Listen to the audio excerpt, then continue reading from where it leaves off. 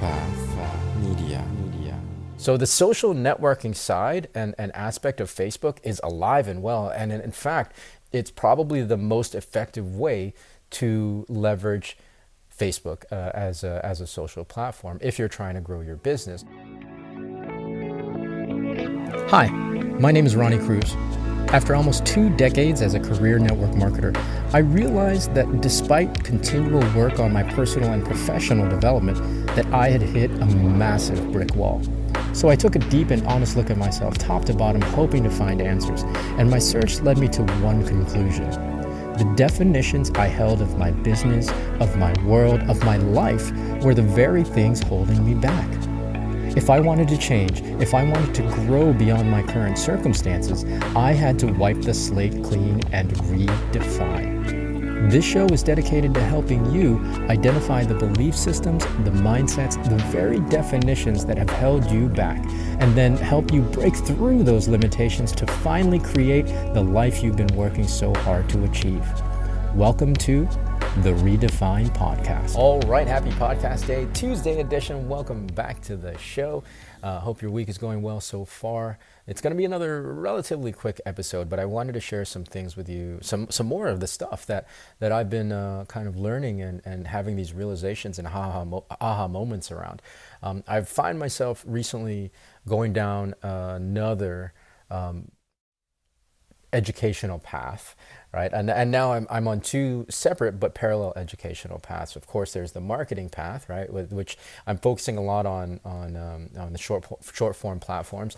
Now I'm really digging into learning methodologies around using the platforms to expand my network, right? It's more the networking side, and really, I mean, that's what social media platforms were originally invented for. It was building your social network, right? So the two paths are the marketing path, and then now the networking path. And so going down these two separate paths, I'm having some new realizations and expanding my perspective.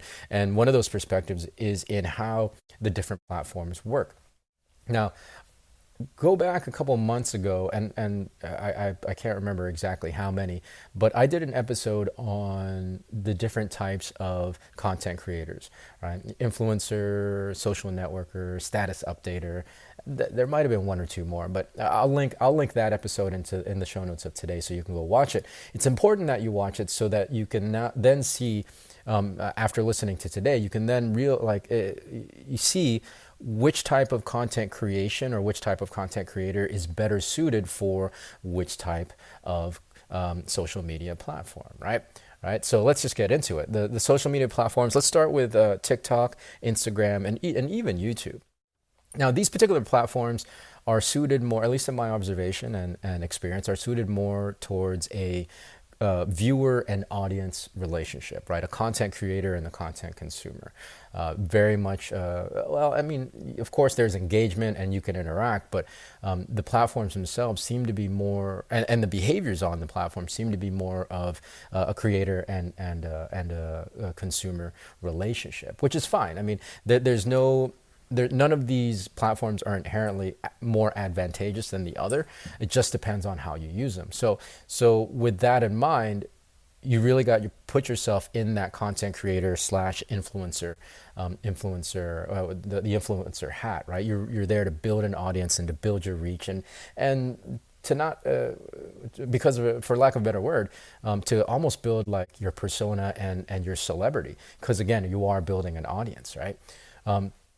So yeah, very great for marketing and growing your own influence, growing your own persona, growing your own notoriety.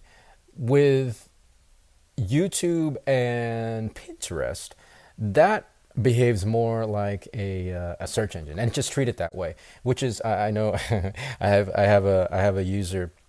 One of my subscribers on YouTube has commented over the years that I have so much content out there and it's pretty half decent content, but my videos aren't getting any traction. Well, it's because I don't pay a huge amount of attention to optimizing my bio, or the about section, the description of my channel. It's not well optimized. The videos themselves, the titles and descriptions aren't really SEO optimized either.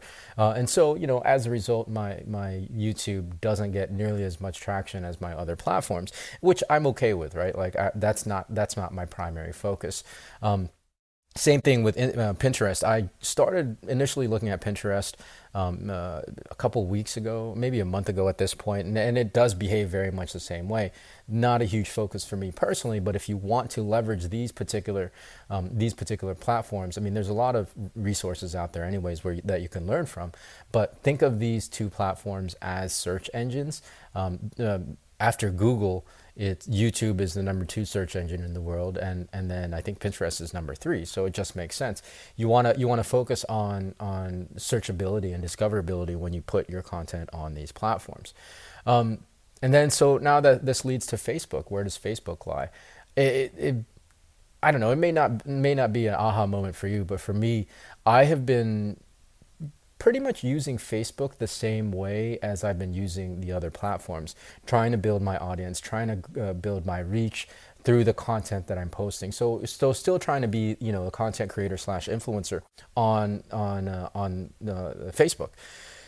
Largely ineffective. I mean, I was able to pick up maybe 100 new followers, but it didn't lead to much engagement on that platform. I was just posting content to post content at that point.